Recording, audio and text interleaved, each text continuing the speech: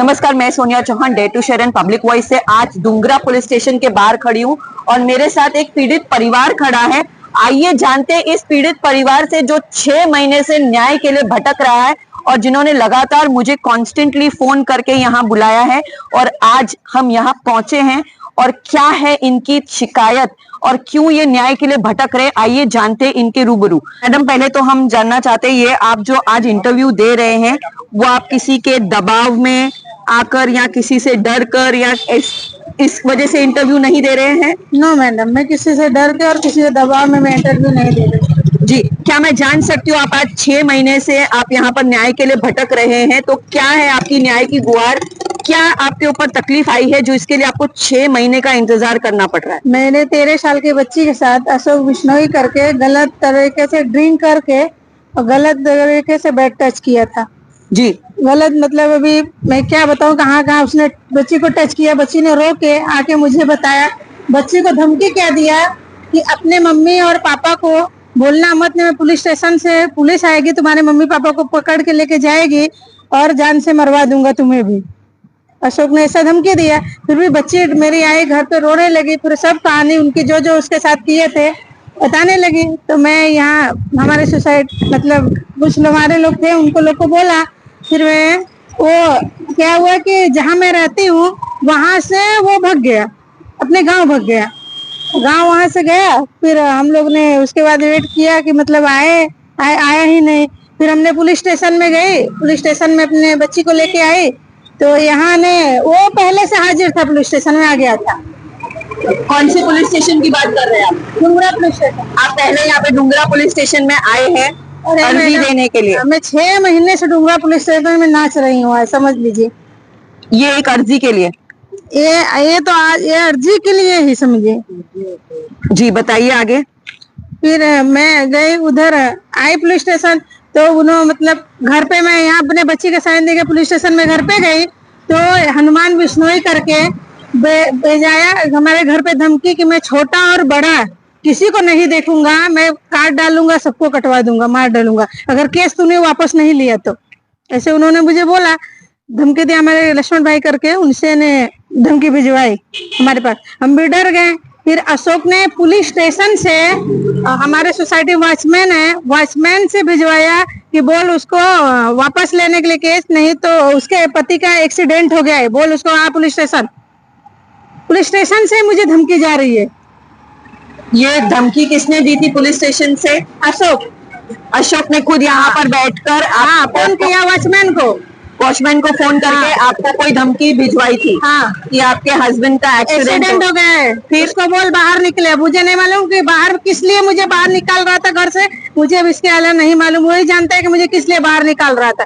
फिर मैं भाग के पुलिस स्टेशन आई यहाँ पे, और उसके जो अशोक के बाकी कम से कम मारवाड़ी में 10-15 लोग ही हमारे घर पे सुबह से लेके मुझे इमोशनल ब्लैकमेल किए कि माफी ले लो, धमकी अलग, इमोशनल अलग।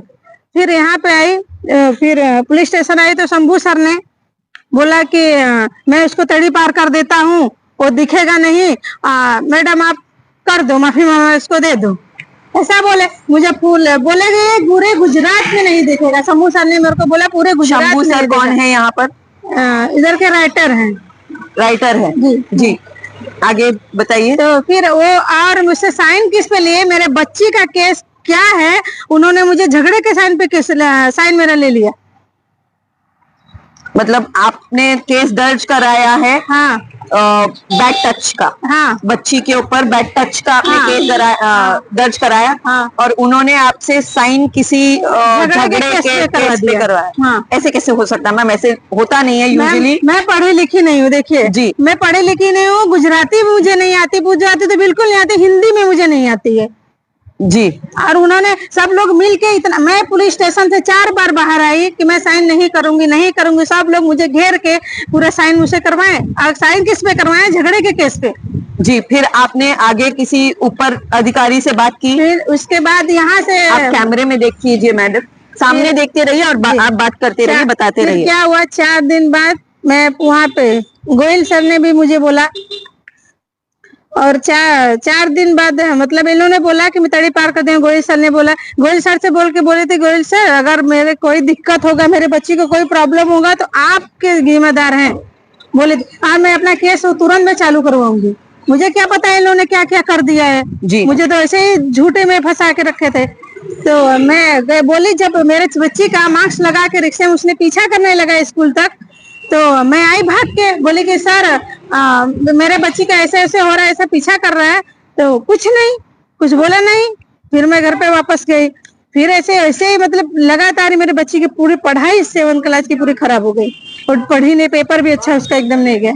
तो मैं फिर उधर आई, फिर मैं इन लोग को मेरा कुछ भी नहीं सुने, मैं दौड़ते दौड़ते थक गई। उसके बाद फिर मैं अंकिता मैडम पे आई। वही साल फिर मेरा सब सुन के हट गए। अंकिता मैडम आई, अंकिता मैडम आए तो अंकिता मैडम आए तो बोले कि गोयल सर ने पहले मेरे बच्ची को बोला कि आपकी बच्ची तो बयान ही नहीं दी, तो केस कहाँ से बनता है। गोयल सर ने मेरे को ऐसा बोलने लगा, और मेरी बच्ची बयान दी थी, अकेले गोयल सर से मेरे बच्ची को लेके गए थे, मैं भी नहीं गई थी साथ में, कोई नहीं गया था। 1 मिनट आपको रोकना चाहूंगी मैडम। गोहिल सर आपकी बच्ची को लेकर गए, वहां पर कोई लेडी कांस्टेबल नहीं नो थी? मैम, कोई नहीं थी। आप भी अंदर नहीं गई थी मैडम? नो मैम, मैं भी नहीं गई। आप श्योर हो मैडम, आप जो बोल रहे थे कि ये अगेंस्ट द लॉ है? अगर कोई मेल अंदर है और पुलिस हो, पुलिस अधिकारी हो, कोई भी हो, बच्ची हो या कोई फीमेल हो, उसके लिए एक फीमेल अंदर रहनी बहुत कंपलसरी है। कोई भी नहीं था। और गोयल सर ने आके क्या बोला कि आपकी बच्ची तो बयान ही नहीं दी। जी, आगे बताइए। फिर वहां से जब ये सब हो गया, उसके बाद मैं गई वलसाड़ जी, डीएसपी ऑफिस, मतलब एसपी सर के पास। एसपी सर के पास वलसाड़ अपने बच्ची को लेके, 9 महीने का बच्ची लेके मैं वहां तक गई। उसके बाद वहां सर मुझे बोले, जाओ आपका एफआईआर फट जाएगा। मैं यहाँ पे आई, अंकिता मैडम ने मुझे सुबह से लेके शाम तक बैठा के मेरे बच्ची को ऐसे ही रखा। फिर कुछ नहीं, जाओ घर पे। अब बोलते बच्चे को तो ऐसा पढ़ा दिए, ये तोता जैसा कर दिए, ऐसे सब लोग मुझे इतना दबा रहे थे, इतना दबा रहे थे कि आप क्या। फिर आज आपने कुछ एफआईआर दर्ज कराई है? जी मैम। ये कितने महीने से आप यहाँ पे, आपने कहा 6 महीने से आप यहाँ पे भटक रहे हैं, तो आज आपकी कोई एफआईआर दर्ज हुई है? तो क्या मैं देख सकती हूँ ये एफआईआर की कॉपी आपकी? और क्या है ये एफआईआर में आपने आज क्या दर्ज करवाई है एफआईआर? ये एफआईआर है कि मतलब उसके ऊपर पप्पू का पेन चला है। इसे घुमा दीजिए, और ये कैमरामैन से मैं रिक्वेस्ट करूंगी कि वो इसे जूम करके ले। और आप बताइए क्या एफआईआर आपने दर्ज कराई है आज? क्या लिखा है आपने आज अर्जी में? आपकी अर्जी ली गई है जी। तो आज इतनी तकलीफ के बाद, इतने दिनों के बाद आज आपकी सुनवाई हुई है, तो आप अपेक्षा रखते हैं कि पुलिस इन्वेस्टिगेट करके आपको न्याय दिला देगी आज? हाँ, अभी मैडम क्योंकि मैं रेकॉर्ड लाई थी यहाँ पे रात को, मुझे पुलिस 4-5 दिन से ही इसी के लिए बुला रही है, बुला के घर पे भेज दे रही है। वो सर भेजेंगे तो आपको मिलेगा। वलसाड़ गया है, वहां से ऑफिस से आएगा तो आपको ये कॉपी मिलेगी। मुझे 4-5 बार ऐसे करते करते फिर रात को क्या हुआ, मैं आई कल, मुझे शाम को ही आ गई। कल इधर आई तो बोले कि अंदर चलो, अंदर लेके गए। मुझे वीडियो में बयान लिए तो आधा अधूरा ही बयान लिए। बोले कि पूरा अगर थोड़ा ही बड़ा होगा तो वीडियो ऊपर जाएगा ही नहीं, इसलिए आप थोड़ा ही बोलो, बाकी आपका लिख के पूरा कोर्ट में जाएगा। तो मैं बोले जी सर ठीक है। तो हनुमान का नाम उसने लेना ही नहीं। मैं 4 बार बोला, उन्होंने बंद कर दिया वीडियो। मेरे बच्ची को उठवाने का हनुमान ने नाम लिया और 4 बार मैंने बोला, उन्होंने वीडियो बंद कर दिया, लेने ही नहीं दिया। छोटा ही मेरा करवा के उस पर उन्होंने डाला। फिर मैं उधर से आई तो मैं श्योर हो गई कि अब तो मेरा सर वीडियो ले, मेरे बच्ची के एफआईआर इंसाफ आज मिलेगा। तो मैं अंदर गई तो मैडम थी जो वीडियो ली थी, और वो शंभू सर थे। शंभू सर ने क्या किया कि 3 पेपर पे मुझसे बोला कि आपका एफआईआर फट गया है, आप साइन कर दो। तो मैंने उस पर साइन कर दिया। अब उसके बाद बोली, फिर हमें पढ़ी लिखी नहीं, मैं साइन तो कर दी। उसके बाद बोली कि इतने बार तो मेरे साथ धोखा हुई है। उन्होंने बोला मैं आपका हूँ, अभी आपका साथ देता हूँ, ऐसा लोगों ने मुझे बोला। तो मैं बोली साइन मैंने कर दिया। इधर मैडम खड़ी थी, उधर मुझे निकलने का भी बाहर मौका नहीं। और एक मैडम मेरे साथ जो पढ़ी लिखी है उनको लाई थी, वो बाहर थोड़ा थी, अंदर नहीं आ पाई। तो फिर बोले सर के वो को, तो बोलते हैं वो खो गई, आपकी कागज नहीं है जिसपे आपने साइन किया। मतलब आपने जो अर्जी दी थी और जिसपे साइन उन्होंने आपसे लिया था वो खो गया कागज? हाँ, बोले खो गया। रात को मैं सर को बोली सर अब क्या बोल ये रहे रात को हैं? कितने बजे की बात है और किस दिन की बात है? कल रात कल रात को मैडम। कल रात यानी 15 तारीख की बात आप बता रहे हैं। और ये कितने बजे की घटना है? ये रात को हम लोग तो पूरा मिला के 12 बजे ही रूम पे गए अपने। रात को 12 बजे गए, यानी अब तकरीबन रात के 10 बजे से लेकर 11 बजे के बीच की आपकी इंसिडेंट होगा। जी बताइए, आगे आप कुछ बता रहे थे। फिर तो उन्होंने बोला, फिर बोले कि हाँ, वो शंभू सर ने बोला कि जो गोयल सर हमारे बड़े साहब हैं, जो बोलते हैं मैं वही करता हूँ। जी तो मैं बोली सर अगर वो आपको बोलेगी तो गलत करने के तो आप गलत करोगे, ऐसे कैसा इंसाफ है? तब तो ऐसे ही गलत होता रहे बच्चों के साथ, आप लोग ऐसे ही घुमाते रहो। जी तो मैं बोली तब वो शंभू सर फिर सुबह मैं बोले 9 बजे आना। और जो भाई मेरे हाथ में कुछ नहीं है, मैं कुछ नहीं कर सकता हूँ, जो हमारे बड़े सर हैं भाई गोयल सर, जो उन्होंने बोलेंगे मैं वही उतना ही कर सकता हूँ। जी फिर उसके बाद मैं सुबह आई पुलिस स्टेशन, तो अभी कोई, फिर आप रात को यहाँ से चले गए, घर पे चले गए? जी तो सुबह आई तो मेरे को कोई दिखा नहीं। सुबह भी मैं बोली सर मैं झूठ नहीं बोलती, मैं थोड़ी आज गुस्से में एकदम हो गई थी, मेरा एकदम आत्मा अंदर से एकदम मैडम सोचिए कि माँ के ऊपर क्या बीतेगा। मैं तो रो दी पुलिस स्टेशन में, आज मैं इतनी लड़ रही थी अपने बच्चे के लिए, आज मैं पुलिस स्टेशन में रो दी। बोले शंभू सर ऐसा अन्याय क्यों करते हो अपने बच्चे के साथ, ऐसा क्यों किया आपने? फिर तो शंभू सर ने बोला मैडम वो सर आवे और आपको जो है वो देख के आपको आपे। तो मुझे यही था कि मेरा फिर से गलत साइन ना करवाए हो, क्योंकि वो दे ही नहीं रहे थे कागज मेरे को। 3 पेपर साइन के मुझे दिखाई नहीं रहे थे। मेरे पति भी आए तो उनको भी नहीं तभी दिखाए, तब इसलिए मुझे और घबराहट रही थी। तो फिर मैं यहाँ से निकली और मैं जा रही थी अभी वहाँ आईजी ऑफिस। जी आपको मैंने 4-5 बार रात से फोन किया। जी आपको, जी आपने हमें कॉल किया था और मैंने आपसे कहा था कि आप कंप्लेंट लॉक कराइए, उसके बाद हम आपकी अर्जी पे जरूर आएंगे, आपसे जरूर मिलेंगे जरूर। जी आपने एक वीडियो भी मुझे भेजा है जिसमें आपने, तो ये लोग जब मेरा नहीं सुने तो मैं पुलिस स्टेशन में खड़ा होके बोली कि अगर मेरे इन लोगों ने ऐसा जो किया है, मैं अगर मेरा इंसाफ बच्चे को नहीं दे रहे तो मैं अपने बच्ची को, शंभू सर से मैं मुंह पे बोली थी कि मैं अपने बच्ची को शंभू सर अपना ये पुलिस स्टेशन में जान दे दूंगी, ये भी आप लिख देना। मैं बोली थी यहाँ पे धमकी, ये बात। अच्छा आपने यहाँ पर उनको पुलिस स्टेशन में धमकी भी दिया था कि आप यहाँ, आप और आपकी बच्ची अगर न्याय नहीं मिला, अगर तो हम अपने बच्चे को लेके आके आपके सामने हम जान दे देंगे।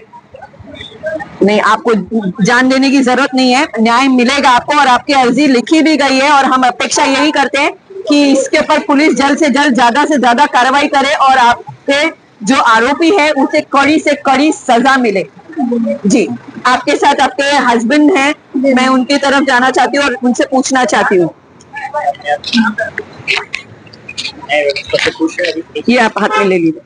आप यहाँ की न्याय व्यवस्था में आप आए हैं, आपकी पत्नी यहाँ पर पिछले 6 महीने से यहाँ पर इंसाफ के लिए भटक रहे हैं, आप इसके बारे में क्या कहना चाहेंगे? बहुत निराशा है, निराशा है। कानून प्रशासन से हमको बहुत निराशा है। क्या आपने कभी यहाँ पर अगर आपकी सुनवाई नहीं हुई थी, आप कभी कोई उच्च अधिकारियों के पास गए थे, उन तक कंप्लेंट लेकर गए थे? एसपी ऑफिस वलसाड़ गए थे और आज हमारा प्लान था आईजी ऑफिस सूरत जाने के लिए, और आज भी हमको कोई उम्मीद नहीं थी कि हमारी सुनवाई और एफआईआर लिया जाएगा, इसलिए हमने डिसीजन लिया था कि हम आईजी ऑफिस सूरत जाएंगे, वहाँ पे अपनी दरख्वास्त देंगे सर को कि सर हम 6 महीने से भटक रहे हैं अपनी बच्ची के न्याय के लिए, लेकिन डुंगरा पुलिस स्टेशन में हमारी कोई सुनवाई नहीं हो रही है।